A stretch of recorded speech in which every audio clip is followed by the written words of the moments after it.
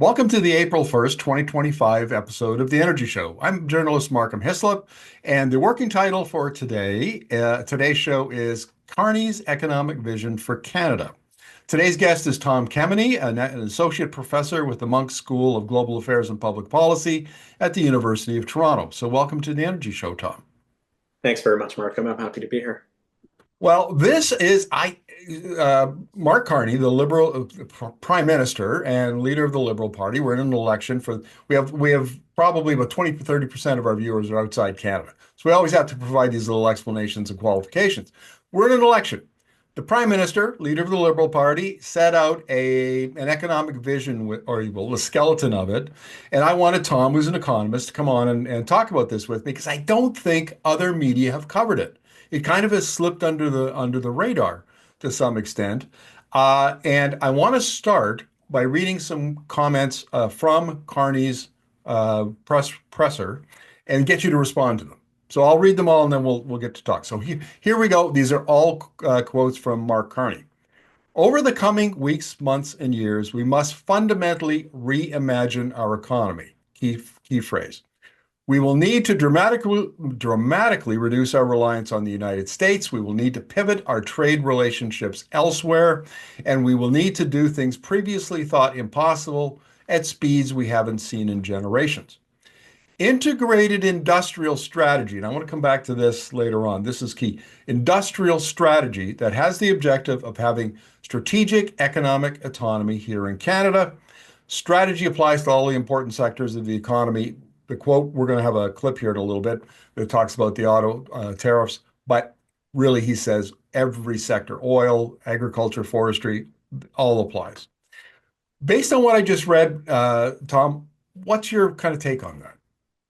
I broadly agree with much of what Mark Carney has said, not all, as I think will become clear as we talk in more detail. It is, of course, certainly true that Canada finds itself in a predicament unlike certainly anything in my lifetime and certainly beyond, in the sense that Canada has been so profoundly integrated into the U.S. economy, even before the free trade agreement, for such a long period of time. And actors, economic agents on both sides of the border have operated under a certain status quo. And that status quo can no longer be taken for granted. And so it makes sense that Carney, and I'm sure across the political spectrum, Canadian leaders are thinking hard about what it means to exist in a Canadian economy that cannot count on deep integration in the United States as the basis for its mode of economic organization. Yeah, Carney was very clear about that in an earlier part of this interview, where he said that old order where we're talking about economic integration, military integration, he said it's dead, it's over. We have to look at fundamentally reimagining it. And it seems to me that there are different camps in the country, certainly in the oil and gas camp, but that's one I cover a lot. And they would like to see the status quo be restored very quickly. Sure. No Sure. tariffs. Let's go back to the way it was. And the electricity sector, probably the same thing. I mean, there's not only deeply integrated, but there's linear infrastructure there that just locks them in. And there's not a lot you can do about that in the short term. But it's also true of other, like the forestry and minerals and so on. But the status quo just isn't going to fly anymore. I think that's the message here. So as an economist, give me your best take on the extent to which the status quo, how much of that status quo might survive the Trump administration and what comes after. We're absolutely in the realm of speculation, Mark, of it. Yes, we are. We admit that. I'm reluctant to speculate about the future. It's much easier to do about the past. I think that it is for, you talked about oil and gas and a couple of other sectors. I would say that for almost all of the Canadian economy, we are in a situation that is worse today than it was 2 months ago. It is very hard to think of a part of the Canadian economy for which this is a good thing. Now, there might be accidental benefits. So, for instance, I know several political leaders in Canada have been talking about trying to eliminate interprovincial trade barriers as a way to, counteract some of the hit to our GDP that's going to come from some of the economic pain that's coming from down south. Um, that is likely a good thing.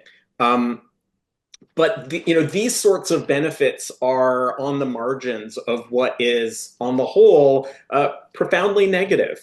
There are the standard answer in economics says that there are profound benefits that come from specialization and trade. That is to say that we get to focus on the activities in which Canada has a comparative advantage. The United States does the same, and through relatively free trade, consumers, the public, are made better off. There are also sort of standard trade models that talk about economies of scale and say that in a more integrated global market, and for Canada, obviously the US is the largest market by far, benefits come from plants and other economic agents being able to achieve economies of scale that would not otherwise be available to them in a more restricted trade environment. And again, what that means for the everyday Canadian is lower prices and greater choice. And so when we lose those things, that is bad, right? Yes, fair enough. We're in a situation now where all of the things that you just talked about, we have had with the United States for decades. Mm. I mean, the Auto Pact, for instance, goes back to 1964. This is a long-standing relationship. And I think of Yes. the oil and gas industry in particular, where we've done a lot of work on that over the years, and how from about, the into the 80s when they started to develop the oil sands and build more refineries in the US and build pipelines from Canada down to all of that infrastructure established trade relationships that have benefited Canada to this day and benefited the United States. Now, if Donald Trump is intent and succeeds in tearing up those relationships, and we have to do something different, that all of the models and the assumptions that you just talked about are no longer in play. It's Yes. a brave new world, right? Yes. Yeah. So that then so then what do we do? I mean, and I think that the caution I hear in your comments is we can't be all things, we can't be everything. We have to be strategic about this. Yes, and I think there is a we do need to be strategic. We also need to be thinking about a world in which we find other ways to sell our goods to not simply to ourselves. The answer cannot be, in my mind, and this is I think true for all countries, but it's especially true for small countries like Canada. We cannot build walls around ourselves and imagine that we can achieve prosperity by trying to go it alone. That can't be the answer. Now, I think part of the challenge for Canada is that, again, the lesson that we get from decades of research around international trade is that geography, distance really matters for trade. And so, yes, perhaps we can build stronger trade partnerships with other countries, but none of them are right next door the way the United States is, and that really does matter for the volume of trade flows that we might expect to exchange with those other more far-flung trade partners. And so perhaps being part of a trade bloc with our European friends and so on, this is appealing and is a good idea, but it's not equivalent to what we have had with the United States up till now. Yes, fair enough. I mean, I think Carney and others have been very clear about the magnitude of the challenge we face. We are not just going to wave our magic wand and suddenly create a new economy that's going to give us all of those benefits. Assumption agreed to. Hmm. Now we're going to listen to watch a clip from Mark Carney from this press conference that he gave last week. And viewers, I want you to pay attention to his comments around backward integration, because we're going to, after the clip, Tom and I are going to be talking about a model of development that Carney seems to be referring to here, that and whether that's a good approach and the limits to to it, for example. So we're going to watch that clip right now. Instead of autos going back and forth across the border 6 times and getting a tariff each time, we now know the level of that tariff. But integrating the supply chain here domestically, I'm using a fancy term, backwards integrating into steel and aluminum to help our steel and aluminum industries that are used and encourage that. Backwards integrating further into critical metals and minerals that we're going to develop. And I listed a number of things that we did at the start that agreed with provinces and the development, working very closely with Premier Ford and others on development of the Ring of Fire rapidly, because that is all relevant to the competitiveness of our auto industry as well as good jobs there and other things. Okay, so we've heard Mark Carney talk about backward integration in the context of the Canadian auto industry. Now, I'm going to tell a little story. So, Tom, settle in for a minute or so, and I'll get this done. 30 years ago, I led a team of I supervised a team of economists. I'm a historian, not a journalist, not an economist. Supervised a team of historians who did a project for a Western Canadian electric utility. And the goal was to develop an economic development strategy for that utility. So what the economists did is they said, we're going to treat the utility as what they called a growth pole, a major industry that has benefits. And the relationships that they focused on were 3. Backward linkages into the industry, that is the inputs that that industry purchased, so that it could do what it needed to do. And a utility needs, transmission cable and automobiles, all sorts of things. That's a backward input. Forward linkages, which is where you take the output of the industry and you make something else with it. So everybody uses electricity as an input into their business. Then you have technology linkages, so technology that either is purchased or is maybe developed inside that particular industry. And of those, all of 3 of those, the economists then use an input-output model, which, Tom, I'm sure you use that a lot. And they just said, here's where the utility could invest in linkage-related businesses that would have the highest amount of economic input. Put it all together, and you have a strategy. My take on this, Tom, is that Carney, without spelling it out explicitly, he said enough that we can maybe infer that this is what he was getting at. And so it's a definite possibility. And, these are ideas that have been around for, a really long time. I remember as a PhD student reading the work of a French economist named François Pérou, who wrote a lot about growth poles and backwards and forwards linkages. And of course, in the 1950s and 60s, there were a significant amount of attempts to bring these sorts of processes to life. In a moment where economic development, coming out of the success of the Marshall Plan, was an idea that, was being applied everywhere. Look, we can take places that are struggling and we can turn them into prosperous, in the language of the time, developed economies. I think what we learn from the empirical study of attempts to do so is that there are unfortunately not many success stories of this sort of growth pole strategy. And in many ways, policymakers and researchers really moved away from these ideas, partly because we found that they didn't work so well. Now, one of the places where they really didn't work well, and this is, I think, a problem for Canada, is in small markets. And so in many parts of Latin America, for instance, in the 60s and 70s, there were attempts to implement these kinds of strategies.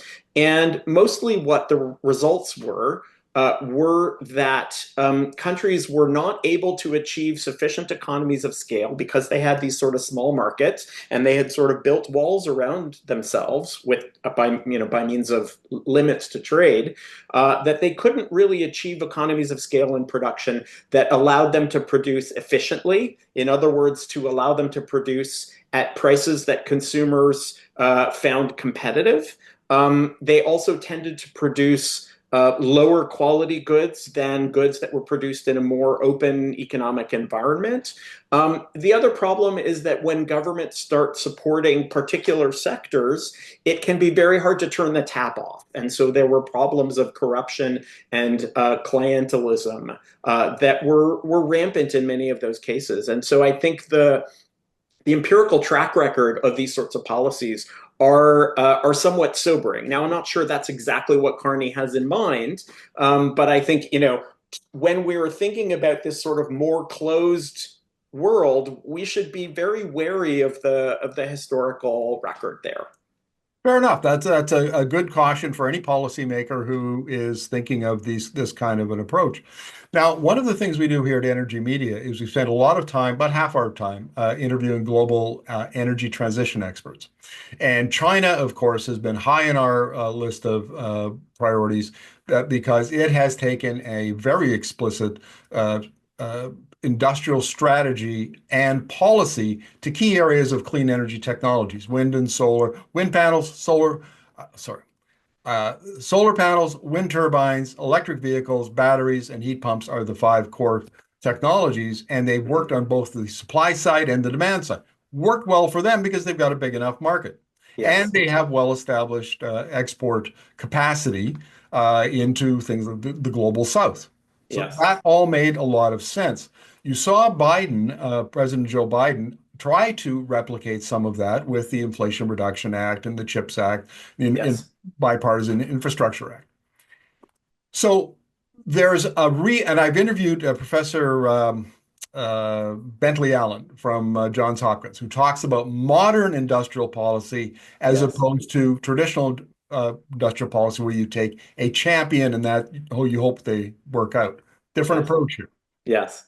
So there would seem to be, given some successes like some of China's, that a strategy could be fashioned that would take advantage of Canada's competitive and comparative advantages, move out into other markets, like you mentioned off air. You were talking about maybe we join the EU or maybe we build other export infrastructure that could still work within our small economy.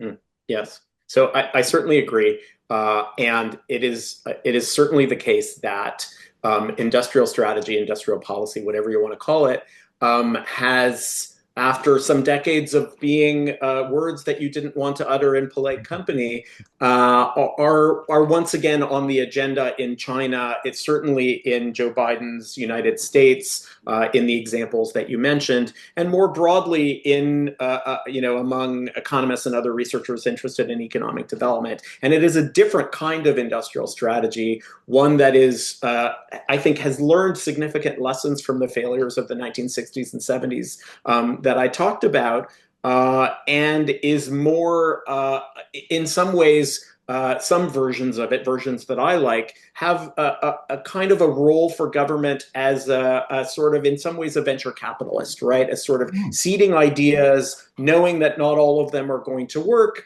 around key priority areas. And so trying to avoid some of the corruption and clientelism and sort of the problems of picking winners that have plagued previous versions of that. Now, and to your point, I think for a country like Canada, this can only work if Canada is open in terms of who it is trying to sell the products of those firms to. In other words, we Right. need to find a way to minimize the downsides of our small scale by being as integrated as we can be with as many partners as possible. And if the US is not going to be one of those partners, well, it's going to be a dramatic reallocation of our efforts, and certainly around autos and so on, which Carney was talking about, a dramatic reorientation. But the answer can't be to sort of close up and say we're going to try and do it all Right. ourselves, right? Sure. Makes perfect And sense.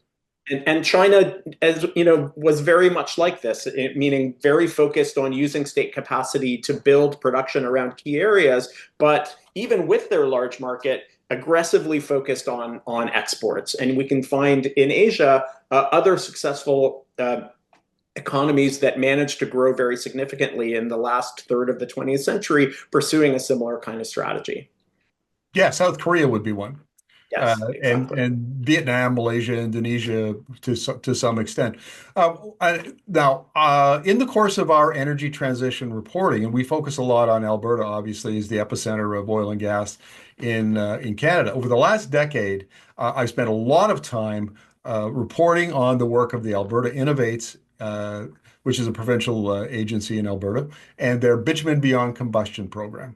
And so what they've done is bitumen, again, for our American viewers who aren't familiar with it, is a hydrocarbon that's very different. It's like peanut butter. It's very thick and gooey, and there's sand and all sorts of other things in with the hydrocarbon molecules. But bitumen also has a very unique hydrocarbon molecule. Instead of kind of looking like this, it's a sheet. And chemists tell me that you can do a lot with it. So what they've done over the last decade is they have worked towards, with scientists and X prizes and competitions and so on, to create the process to turn bitumen into the precursor for making carbon fiber. And they're about a year away from having, they think, a commercial process to do that. They think that, based on what's come before, that they will be able to make carbon fiber at, say, automotive grade at half the current price. That then opens up all sorts of markets. I mean, not just the automotive market in Ontario, but also in China and in Europe and any place that you want to lightweight electric vehicles. This is a perfect thing. So here's a case where the government has already paid for the research. It's de-risked a lot of the taking the process from the bench and into pilot projects, demonstration projects, proven it out, and owns the intellectual property. That's very, very important here. They own the intellectual property. So they're ideally suited. And if in the best possible world, right, as Pangloss used to say, in the best possible world, then they could create a domestic market for bitumen in Alberta for an advanced materials manufacturing industry to, over a period of 20, 25 years, perhaps replace the market that they have in the US in refineries. And so for me, that is a case study of the potential of what we could do with some of our natural resource industries, mass timber and forestry, petrochemicals with gas and natural gas liquids. There's all kinds of these examples. And so when I read Mark Carney's comments, I immediately, now I'm inferring, I get that. This is not what he said. He hinted at it, but I'm thinking, here's the potential of what that approach could do. So, I mean, I'm not familiar with that particular case. It sounds exciting. I think, Canada historically has done very, very well at invention, at the production of new ideas, spends a lot on basic research. On the other hand, has done less well at what we might describe as innovation, turning it into high-value products and high-value companies at the leading edge of technological change. I would love to, I mean, this is, I think, to the real detriment of the Canadian economy, that we haven't been so good at the innovation stage. And I think this story, like the one that you told, is one that a Canadian government should be focused on, right? That generating these kinds of innovations is going to be really, really central to sustaining our high quality of life here in Canada. You're obviously familiar with Mariana Mazzucato Yes. and probably have read her The Entrepreneurial State. And the point she makes in there, or one of the points she makes, is that the Americans have used the power of government to de-risk innovation for decades, like since at least the Second World War. And she says, don't listen to what Americans say. Look at what they do. They use DARPA in the military. They use the Department of Energy, for example, and they de-risk all of these technologies to the point where the private sector can then pick them up and invest in them and commercialize them at a global or at least a national level. And I think of in the course of our energy journalism, I run across examples all the time where Canadians innovators have got a technology to the point where they're in the valley of death. Yes. Right? They're successful enough to attract angel capital. They're not successful enough to attract venture capital so they can scale to commercial scale. And I can give you many, many examples just even in Alberta where that's the case. So the argument then could be made that if we take a different approach to industrial policy where the government is more entrepreneurial, is more risk focused, and we put in place the institutions. We don't use DARPA. We have our own institutions, and we then overcome these kinds of problems in scaling and becoming economic. Your comments, if you wouldn't mind. Yeah, I mean, so when one of the courses that I've been teaching this term, I've been talking to my students a lot about the rise of the internet and the role that the US government Yeah, played sure. really in the emergence of semiconductors as a practical technology that, upon which our 21st century economy now still stands. And so it is absolutely true that the government has played an enormous role in some of the in really establishing the markets for the fortunes of the billionaire class in Silicon Valley. And so to make an argument that they've done it in some sort of heroic individualistic way is just absolutely, that's not what the story is.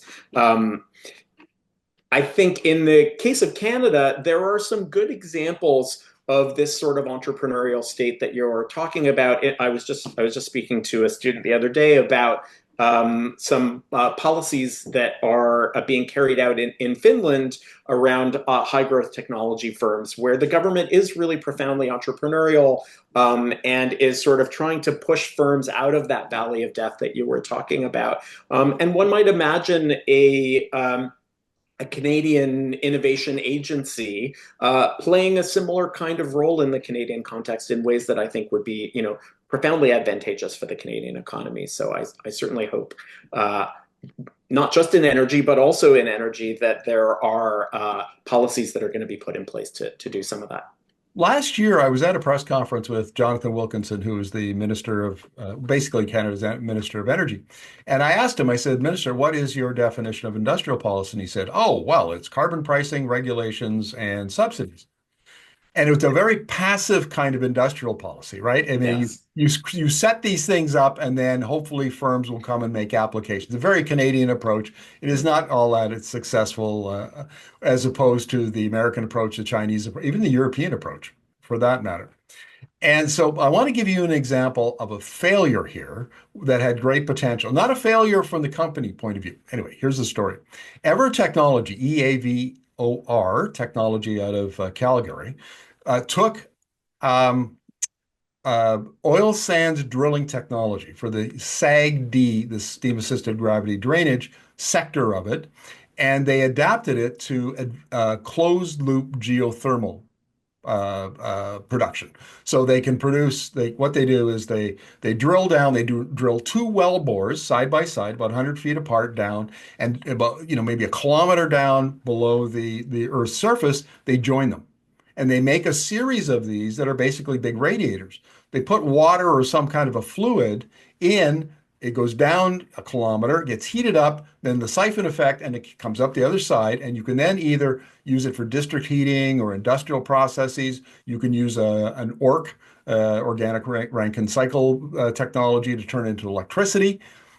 They proved it in Alberta, and guess where their first commercial project was? South I'm of guessing. Munich, Germany. Okay. Why?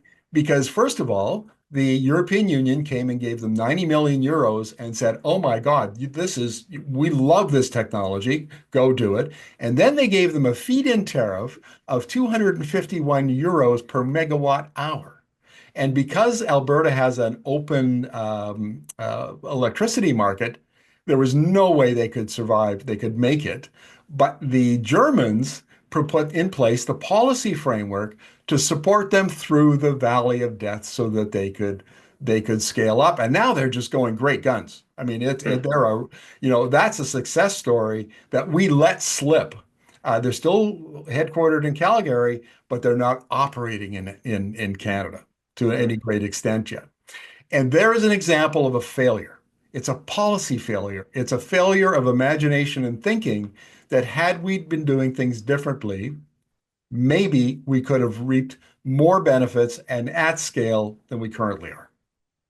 I mean, look, there's no shortage of talent in Canada. There's, no shortage of ambition, but we need to find ways of channeling that in ways that truly produce innovation that can generate a more high-powered and even more prosperous Canadian economy. So I'm right on board with you.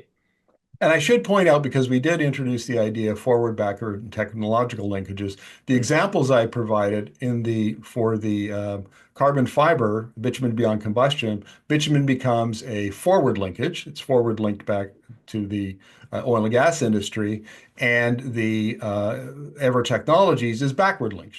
Well, I mean, you could actually argue it's a technological link, isn't it?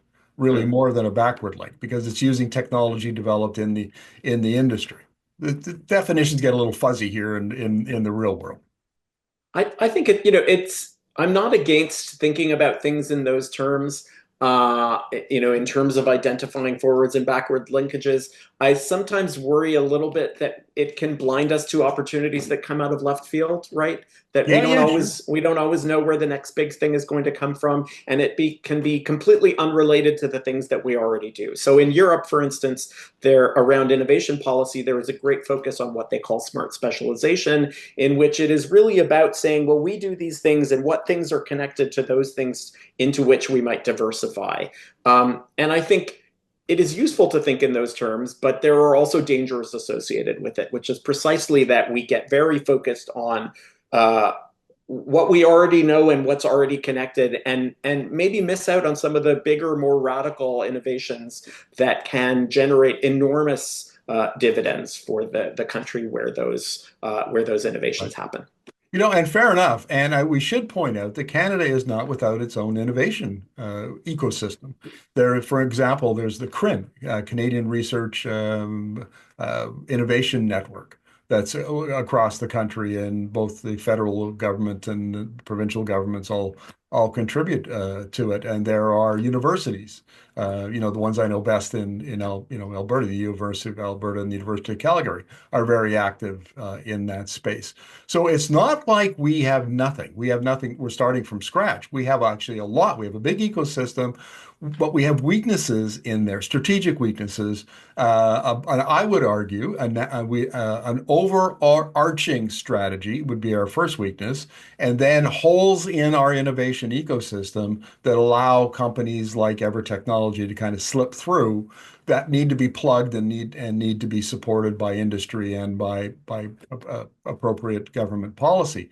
And if what Carney is talking about is the federal government doing its part, bringing in and creating a coalition of provinces to also work on this, building on our strengths already, that's that's not bad economic strategy.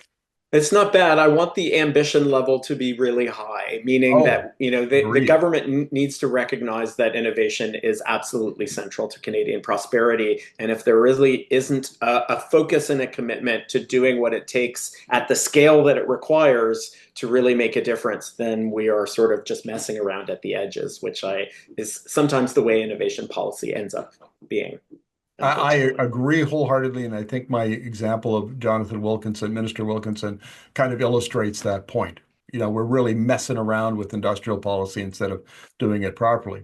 Yeah. I'll close the interview, as I often do, Tom, by pointing out Arnold Toynbee's, maxim that civilizations rise and fall based on the civilization's leadership's response to existential crises. If you respond well, your civilization flourishes and rises. And if you respond poorly, you decline and it doesn't work out really well. And this is one of those existential inflection points in Canada's history. Well do we respond? How well does our leadership step up and implement some of the things we talked about today? And we don't know what the answer to that is going to be, but I think that we've had a good conversation here about some of their options. Thanks very much. It's been a pleasure talking with you, and I certainly agree. We are at an inflection point, and it will be fascinating to watch it unfold. Yeah, thank you very much, Tom. Thanks for watching the show. We are on a mission to reach 10,000 subscribers and over 1 million views. If you're enjoying the content, give us a thumbs up, share your thoughts in the comments, and subscribe to our channel. Thanks for being part of our community.